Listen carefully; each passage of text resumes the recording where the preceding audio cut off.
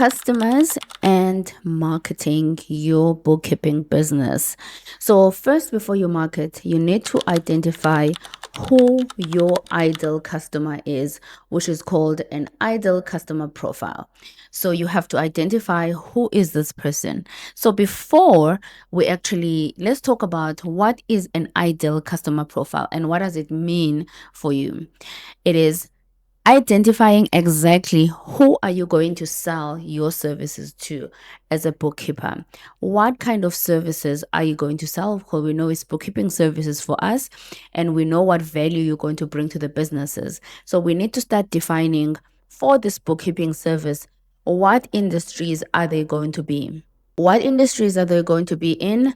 And then we need to understand exactly what do they do, what kind of industries they work in, what is the type of business and the size of it. Does it have multiple employees? Are you targeting small businesses, maybe solo entrepreneurs, solopreneurs? Are you targeting NGOs, companies that are organizations, the key challenges that they go through, and what pain points exactly do they have? For example, if you're looking at a plumber, you know the plumber is always on the road. The plumber is more concerned about making sure that they fix whatever emergency that is there. We understand that their own challenges is they're always on the go. They have to respond as quickly as possible, because when someone is calling a plumber, they don't have the luxury of waiting for the plumbers to come or schedule dates. So we know that they're always on the fly. So they have to have systems where they're able to create quotes immediately, and then also have systems where they get the receipts. You need to be the person that's more proactive in terms of making sure that all the data that supports the activities that they've done, meaning that the activities going to respond to the calls from their customers, they have been recorded on your side. You need to understand their decision making patterns as well. How long do they take? I've made an example with the plumber. We know they have to have quick decision making. They have to make sure they're scheduling in customers. And also we need to actually think about this one, which is also going to target also help you as the business owner, as the bookkeeper. You need to understand how money flows into that business. Is it a slow business? Do they get one contract, for example? Or is it a business that is constantly getting business? Because that's going to play into their willingness to pay, because when they're getting so much money, they're getting revenue and money is coming at that speed, then they're going to be able to have those reserves in order to pay you as that as their bookkeeper. By defining this ideal customer profile, you're actually going to align it to your marketing activities. For example, you have to make sure that if you are going to talk to people in this industry, you're going to talk to them specifically. You're going to say, these are the services that you've done. I know that this in this industry, you're often on the road. This is what is happening. You're going to speak directly to them, and then you're going to, when you're having those conversations with them to come in and help them with bookkeeping, you're going to tailor that conversation to them. This is not a difficult conversation. It's just understanding exactly what the person does. Maybe start the conversation with, what does your business do? Okay, what kind of records do you keep? What kind of information? Then you go and think about the value that you can put in, the value that you can add into their business to make sure that they are compliant. You don't just gonna come in and say, I'm going to clean up your books, but then you can't have that blanket statement that says, I'm going to clean up your books. I'm going to clean up your books because I know that this is what is happening and this is how it's impacting you into your business. I know when you get to the customers, you often have to pay petrol, and then do you have a petrol card? Are you able to budget exactly that? Is that petrol that you are charging the customers, is that built into the pricing that you are charging that customer? So you get to make the business owner think about how they're pricing the customers. Are they also allocating all the costs that are involved in them servicing that particular customer that they're going to? So that is the highlights of those conversations that you're going to have with them, by understanding the customer profile, understanding what industry they're in, understanding their daily activities in their business, and how you can bring value into that business by identifying their profile. The target market that you're going to look at is small businesses, non-profit organizations, accountants, schools or crashes, and clubs. So let's talk about small businesses. We know the solopreneurs, and the one thing that we've been talking about is their pain points. Is they're not able to hire full-time staff. So that's what's happening with a lot of businesses, NGOs as well, because they have budget constraints as well. They're not able to hire someone full-time, which is the reason why you're able to be a freelancer in that space. Accountants like me, for example, we're solo accountants. We're not able to hire full-time staff as well. But then, as an accountant, as we defined before, what bookkeeping means, as an accountant, you're more valuable into you bring more value into the business by focusing on the finances, by focusing on interpreting the financial statements and having those conversations with the business owners and providing more advisory services. Processing transactions on a daily basis and reconciliation, that is work that is there, but it's tedious. But then that's where the value will come in. And that's how you can find those kinds, is listing the accountants that you know in your area. You can go into portals like Find an Accountant.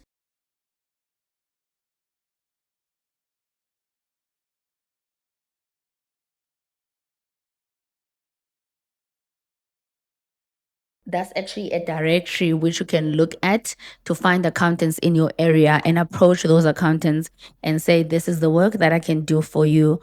And once you find, you look at the listing directory. The one I can think about is that. And then you also can look at online as well and approach them with that information that you want to do the bookkeeping for them, and using the strategies that we've discussed before on how you can gain experience. Schools and creches around. Creches are private owned, so schools most of the time they are more governed and they're regulated. So there could be barrier to entry there, and then creches could be your first entry into those industries. You can look at creches, and then you can look. We know the creches as well. We know their pricing models. We know how their revenue is generated, and I mean anyone, if you're a parent, or if anyone is a parent, that they have monthly fees that they're charging. We know that they provide food. We know that they're buying, so they have supplier invoices where they're buying stuff from, and they have events that they are hosting. So you need to be able to understand exactly what activities do go on in a crash and what happens in terms of finances. And then we also know that they have staff as well that they pay on a monthly basis. Clubs. I'm not talking about nightclubs, right? Clubs, I'm talking about maybe Stockville clubs or social clubs that are there. Anything that is regulating income. And maybe you are part of that club as well. Another thing is, if you are part of maybe speaking clubs, you can put your hand up and say, hey, I can be, they always have treasurers. You can say, I can be your bookkeeper. This is something that you can contribute into the club that is going to give you the experience value and also give the club value. We don't, a lot of people have skills, and we are around people that do have the skills, but we don't know exactly what skills do they have. As much as people can say, I'm a bookkeeper, but then if you have not seen them do the bookkeeping work, not able to vouch for them to other people. So this is a way of you building your own portfolio and saying, I am a bookkeeper. I can help my own club, or I have helped my own club. And these are the people that can give me testimony and say that I've worked with them. So when you build that system, and then you contribute to the club that you already exist in as a volunteer, in your club, you're doing the work for free, then you can get clients, because word of mouth is powerful. Word of mouth is the most powerful marketing tool that I have used, that people that I know around me are using, that is efficient, because essentially when someone is recommending you, they actually saying, I've had a good experience with this person, or I know them personally.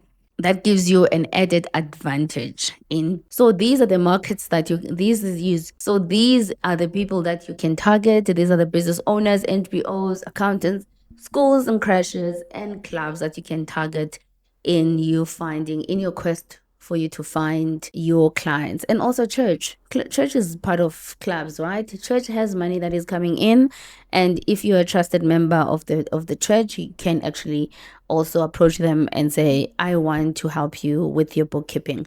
One thing that is important in all of these that we need to talk about is ethics. Ethics means that you do not reveal the information or do not share the information that you've been privy to. If the small business, NGO, accountant, school, or crash has trusted you with their financial information, that means that you need to make sure you do not share that information with anyone. I would even start with saying you don't even need to tell people who your clients are. Don't need to share that information, because those people rely on you to actually keep their confidentiality, because they've trusted you with the most sensitive information of their organization or their business, which is financial information. So let's move on to marketing that you can do that will cost you nothing. For example, social media marketing. Social media marketing is for you to be visible online, because people want to buy from people that they think they know. So you hearing your voice, connecting with you on social media, people get the impression that they do know you. So social media actually increases your visibility. It doesn't correlate straight. It's not something that you can measure and say, all right, I've been on social media, I had 1,000,000 views, but then now I'm going to have 1,000,000 customers. No, it's not working like that. Over time, social media will build your brand voice. People will start knowing you, will start knowing your story, how you started working in your business. You don't need to share any personal stories on your social media, which I am not for or in support of someone sharing their personal stories, especially if they're trying to build a brand that is a business to business brand. You want to stick to that, but you want to connect with people in terms of telling them how your journey started, and them actually listening to your story and actually understanding that it's not an easy journey, and they can draw inspiration from your stories that you have in terms of your career and in terms of you building a business. Networking, there are networking events. There's platforms like Meetup that you can use, or Eventbrite you can use to connect with people. Go into those events, connect with people, go into business networking, network online. And actually social media is also an awesome platform that you can use to connect with people. Once you've connected with those business owners, tell them what you're doing, and that it is not going to cost you anything. That just needs you to hone your people skills.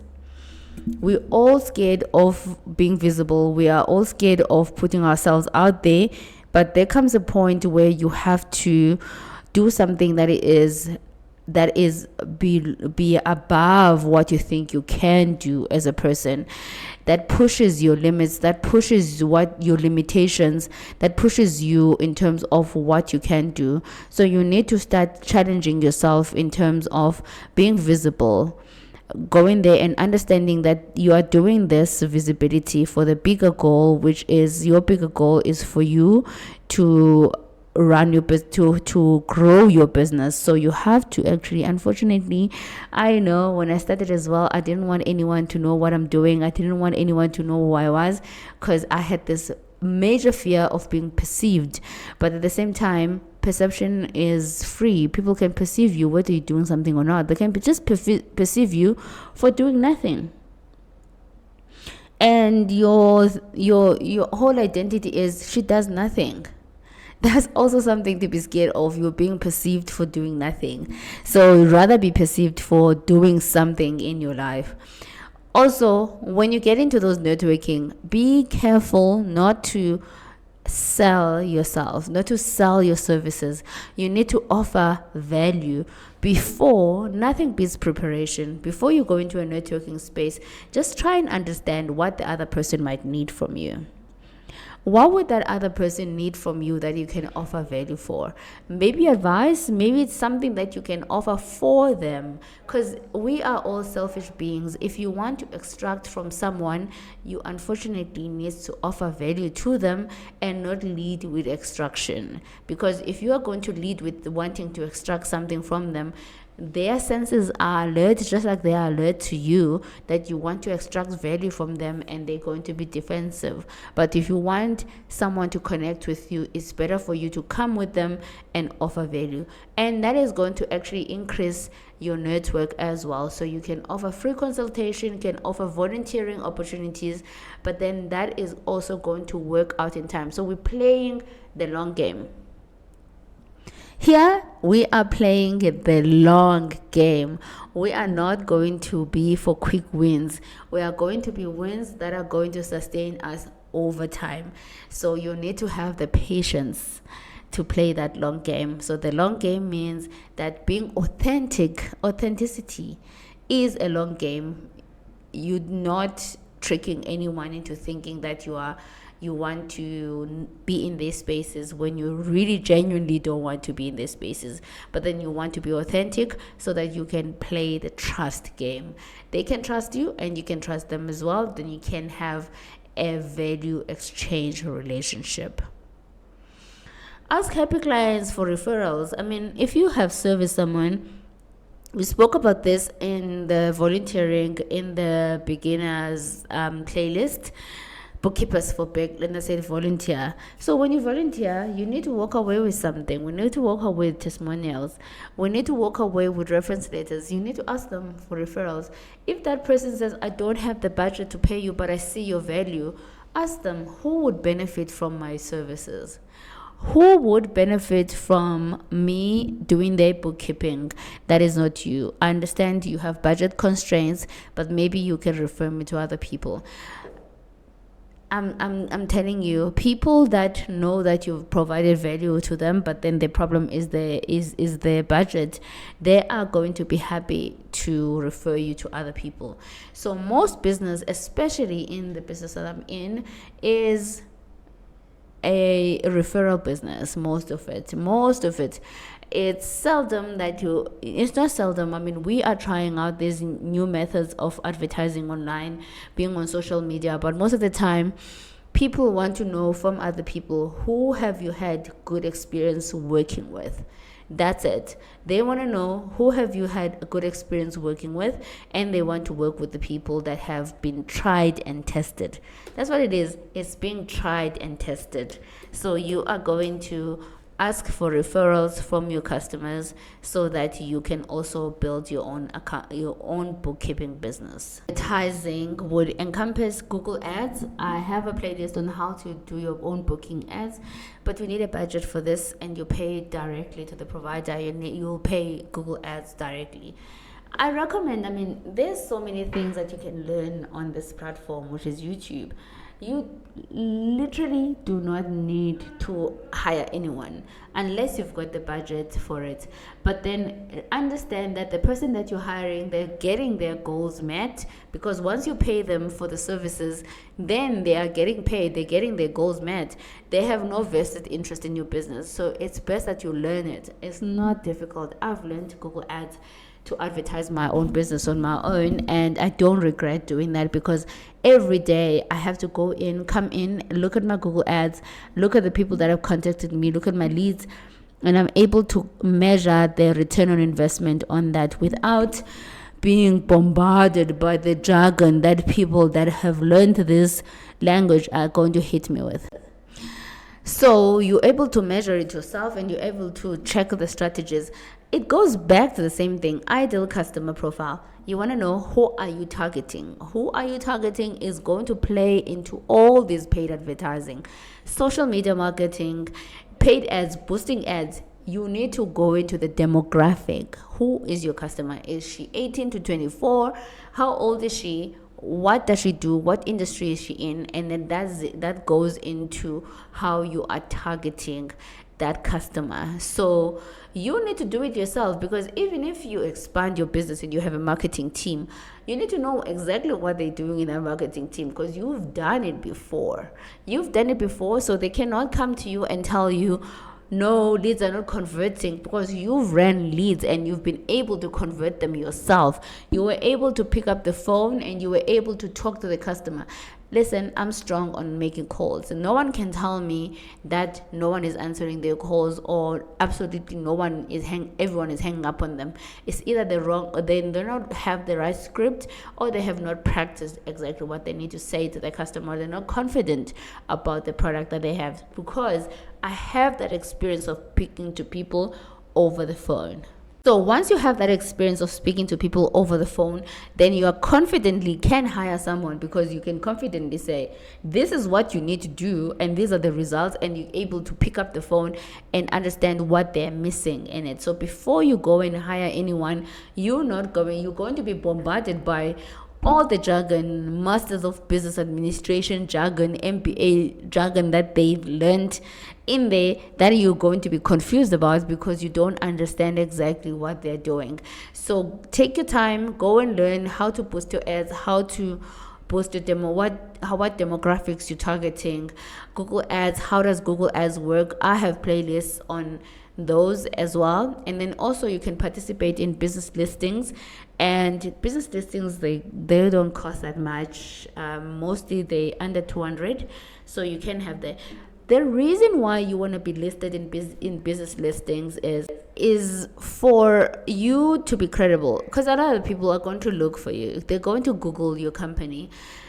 It's not necessarily for business development, because it's not going to translate directly into you having customers, but a lot of people verify the information, and if you can see your name as well popping up on another business listing, then they can see, all right, this is a real human being. Because now we're fighting with AI, they see, all right, this is a real human being. And also having social media platform as well, it helps people to verify exactly who you are, and they can hear your voice and they know, right, this is the real human being that we're dealing with here. Then we can contact them and not waste our time. Well, you can also do referral commissions. Referral commissions are easier because now if someone brings a customer that pays, only do you share that payment in terms of commission with them, which I think this one is quite safe, because if the customer they bring does not convert into a paying customer, then you don't need to pay them. But then if they convert to a paying customer, then yes, you can share some of that. You share some of that revenue with them as a commission, and then you can realize more revenue through that relationship with over time, because first you only pay on the first invoice when someone is referred a customer, first invoice, and then any kind of relationship and any kind of partnership you have with that business, and that generates you more revenue, they don't participate in actually enjoying the fruits of that revenue. So that is another way of you growing customers and marketing your bookkeeping business. So first, before you market, you need to identify who your ideal customer is, which